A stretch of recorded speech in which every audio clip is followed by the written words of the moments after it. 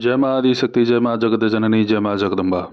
आज आप सभी के सम्मुख विशेष चर्चा करूंगा कर्ण पिशाचिनी विद्या को लेकर के। कर्ण पिशाचिनी मंत्र की साधना बहुत सारे ऐसे उपासक हैं जो कर रहे हैं, जो कर चुके हैं, और कुछ लोग हैं जो उनके चमत्कार को देख करके नतमस्तक हो रहे हैं और उनके जैसा ही बनना चाह रहे हैं। कर्ण पिशाचिनी विद्या आपको भूत भविष्य वर्तमान तीनों काल से अवगत कराती है।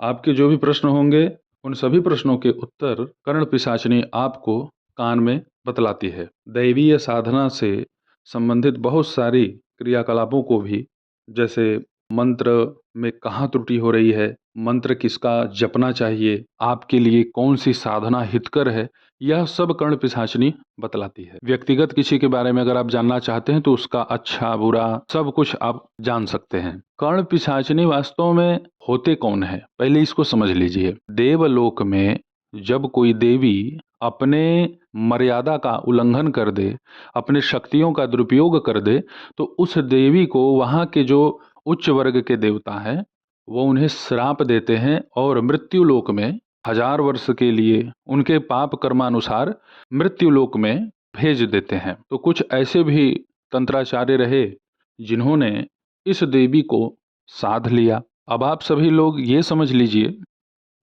कि कर्ण पिशाचिनी के अंदर इतना गुण होने के बाद भी इसे पिशाचिनी का दर्जा क्यों मिला, क्योंकि कर्ण पिशाचिनी का जो स्वभाव है वह मृदु स्वभाव नहीं है। बहुत सारे ऐसे उपासक हैं जो ये कहते हैं कि आप इसे वामाचार पद्धति से सिद्ध कर सकते हो, दक्षिणाचार पद्धति से सिद्ध कर सकते हो। किसी भी पद्धति से आप सिद्ध करेंगे तो कर्ण पिशाचिनी ही न सिद्ध, वह पिशाच ही तो सिद्ध होगी ना। कोई देवी कोई देवता थोड़ी ना सिद्ध हो रहे हैं आपके इस कर्म से।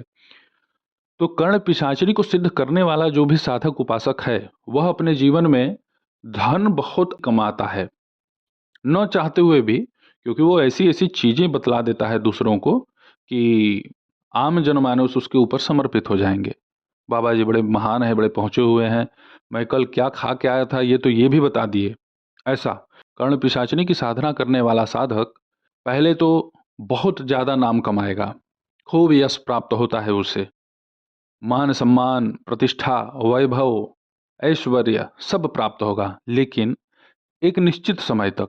कुछ लोग हैं जो इससे आजीवन काम लेना चाहते हैं, तो उनकी मृत्यु होती है और वह पिशाच योनि में जाते हैं। जो भी साधक देवी देवता के मंत्र का त्याग करके भूत प्रेत पिशाच बैताल यक्ष गंधर्व किन्नर इन सब के मंत्र का जप करके सिद्धि प्राप्त करता है, वह केवल पैसा प्राप्त कर सकता है, नाम कमा सकता है, फंस जाएगा, उलझ जाएगा और उसकी मृत्यु भी हो जाएगी। कुछ साधक ऐसे भी हैं जिन्होंने कर्ण पिशाचिनी को केवल जन कल्याण के निमित्त ही पूजा। पिशाचों की गई साधना साधक को केवल धन प्रदान कराती है और समाज में कुछ समय तक प्रतिष्ठित बनाती है।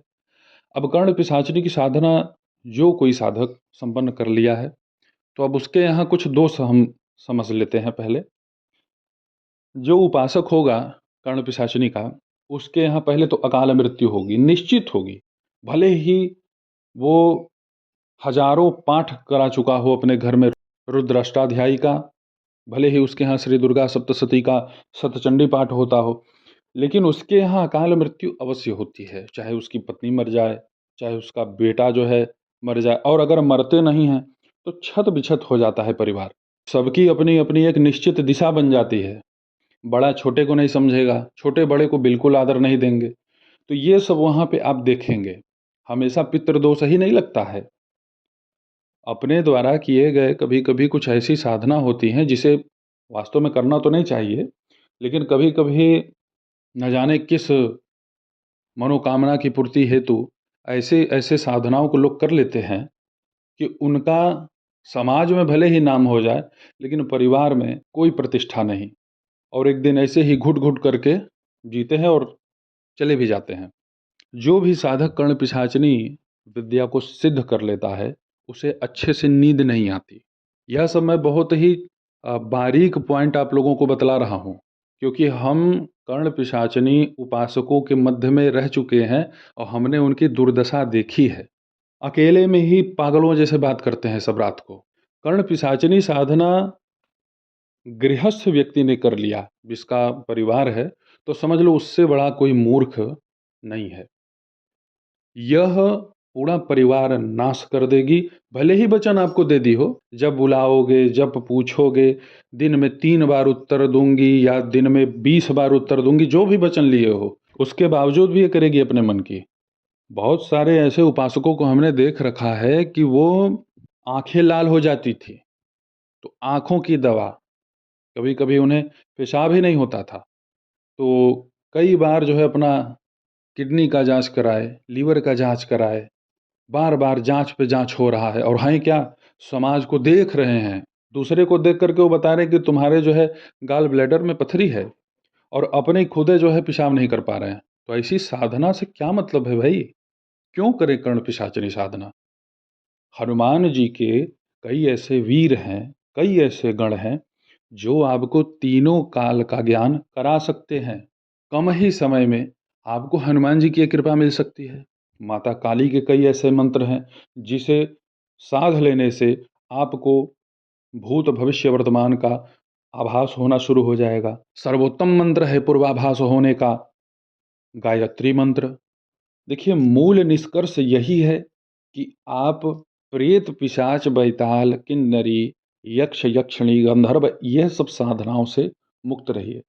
काम वासना में इतने आसक्त हैं लोग, भोग विलासिता के पीछे इतना अंधे हो चुके हैं कि उन्हें यह ज्ञान ही नहीं है कि किसको बुला रहे हैं वो अपनी वासना शांत करने के लिए।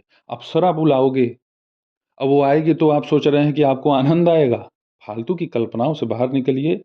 बहुत सारे ऐसे लोग हैं जो इन सब चक्करों में फंसते जा रहे हैं और लोग पता नहीं कैसे-कैसे हैं जो ऐसे लोगों को फंसा भी रहे हैं, झूठ-साच बोल के उसी में। तो ऐसी विद्याओं से कोसों दूर रहिए, कुछ नहीं मिलेगा भाई। आप अपना परिवार नाश करोगे, अपना नाश करोगे, पहले तो पितृ आपके जो है कुपित हो जाएँगे ना। बहुत सारे ऐसे पितृ होते हैं जो देवतुल्य हो जाते हैं और आपको श्राप भी देते हैं, आपको पता थोड़ी ना चलेगा। आप तो मगन हैं दूसरे को उसका उपाय बतलाने में और आप खुद अंदर से खाली होते जा रहे हैं, आपको इसका तो ज्ञान है ही नहीं। हनुमान जी का पंचमुखी हनुमत कवच विनियोग के साथ में अगर आप इसका जो है नित्य 11 बार पाठ करते हैं, भगवान श्री रामचंद्र जी के नाम का अथवा श्री राम रक्षा स्तोत्र का पाठ करते हैं, जो मनोकामना आपकी होगी आपको मिल जाएगी। सात्विक अनुष्ठान कीजिए। माता काली के बीज मंत्र पर मैं चर्चा करता हूँ। क्रिंग। अब क्रिंग बीज मंत्र का जप करने वाला क्या नहीं प्राप्त कर सकता है? जिस समस्या से लोग ग्रसित हैं, उस समस्या का संपूर्ण समाधान माता के एक छोटे से बीज अक्षर में है। बगलामुखी के बीज अक्षर में है। कामदेव, काली, कृष्ण, इन तीनों का जो है बीज मंत्र क्लिंग कहते हैं। इसको जप के देखो, सब कुछ मिल सकता है। सिद्धि प्राप्त ही करना है तो उच्च वर्ग के देवी देवताओं की साधना करो। ये सब फालतू बकवास के काम में ना फंसो। जो भी कहता है कि कर्ण पिशाचनी सिद्ध करो, जो भी ये कहता है भूत प्रेत बैताल साधना मैं तुम्हें करा दूं, ऐसे गुरुजन, ऐसे स्नेही जनों से आप कोसों दूर हो जाओ। फंसा रहे हैं सब। अपने तो जाएंगे ही नरक में, तुम्हें भी ले जाएंगे। कर्ण पिशाचनी को बहुत सारे लोग तो पूज नहीं पाते हैं, वो सिद्ध भी नहीं होती है, बहुत छलावा करती है। तो बहुत सारे लोग जो है ना, ये श्मशान के प्रेत पूज लेंगे, चौराहे के प्रेत पूज लेंगे। वह भी शक्तियां आपको कुछ स्तर तक बतलाती हैं, जिसमें नाम क्या है इसका और इसके कितने बच्चे हैं, इसका परिवार कहाँ रहता है, इसके घर का जो है मुख्य दरवाज़ा किस दिशा में है, इसके घर पे कितने पेड़ पौधे लगे हुए हैं, ये सब वो बतलाते हैं। तो ये वामकी जो पूजने वाले होते हैं, जैसे वामक देवी जो होती है या देवता, बहुत सारे जो है क्षेत्र में बटा हुआ है इसका नाम। तो ये जो लोग पूज लेते हैं वो सब कुछ बतलाएंगे, लेकिन उपचार पूछ लोगे तो कुछ नहीं। उपचार बतलाने पे उनका सब कुछ जो है मिट जाएगा, क्योंकि उन्होंने मूर्खतापूर्ण साधना ही की है। तो उपचार क्या बतलाएंगे? मैं यही निवेदन करूंगा आप सभी से कि अगर कर्ण पिशाचनी या कोई भी भूत प्रेत बैताल से संबंधित निम्न कोटि की कोई साधना करने की आपकी इच्छा हो, भूत भविष्य वर्तमान जानने के लिए, तो आप यहीं पे रुक जाइएगा। क्योंकि बहुत सारे ऐसे लोगों को हमने देखा है जो कम ही समय में चले गए। पिता चले गए, बहन चली गई, बेटा चला गया, पत्नी चली गई, स्वयं चले गए।